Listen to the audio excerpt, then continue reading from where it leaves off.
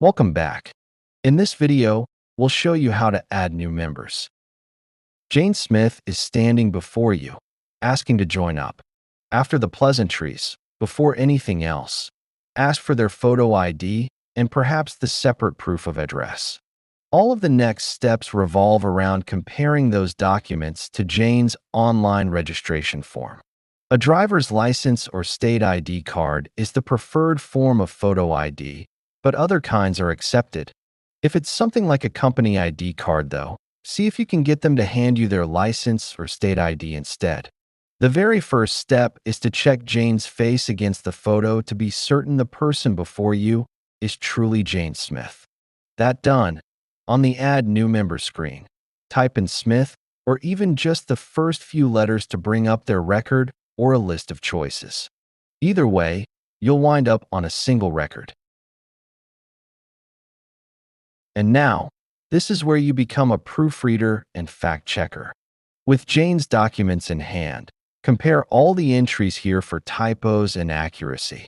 Check their proof of address documents to verify the address was entered properly, and very importantly, to confirm that they actually live in your library's catchment area. For the phone, confirm that it's a mobile number that we may text, even if at present your library does not use texting. If it's not, move the number to the Phone To field and ask for a textable mobile number. Many libraries ask for some kind of payment from new members. To make it easier for you to request this money in a standardized way, your library might supply you with a script displayed when you click the payment field. Okay, when you're done editing this screen, click the Check for Duplicates button. It's not exactly rare for a member to forget they joined up years ago. Usually, no duplicates are found. In which case, click on the Add New Member button and you're all done. The member's freshly generated ID number will be shown here, and clicking it will open their new record. At most libraries, you won't tell the member this number because from now on you'll use their name or tool ID to find their record and not their member ID. Let's back up a minute. Occasionally, by which I mean rarely, the system does find possible duplicate member records. That is, ones that have a photo ID number that matches Jane's or a Jane with the same phone number or email address. When such matches are found, most often due to marriage, a list will open. It can sometimes be difficult to decide if any of the listed matches are a true duplicate, though.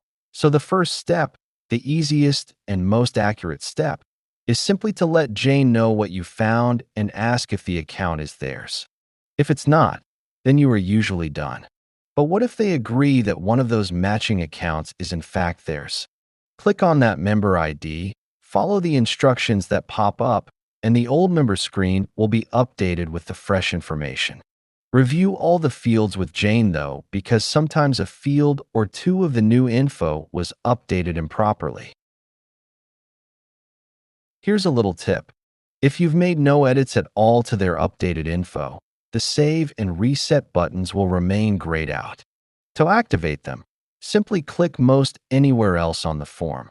That behavior, by the way, is a standard security measure used throughout Tool Librarian. When you're all set, be sure to click the Save button because none of the new information is actually written to the database until you do. Okay, let's wrap up with a bird's eye view of duplicate accounts. Obviously, we don't want one person to have two different member IDs. But far worse is the opposite. Having two different people assigned the very same ID. If in doubt, go ahead and just give them a new account. And it never hurts to ask another volunteer for help when making this decision. You won't see the duplicate screen very often at all. But just in case, now you know how to handle it. Okay, now the final word. The most important message about adding new members is to check the screen against the documents. After all, this is the time to get it right.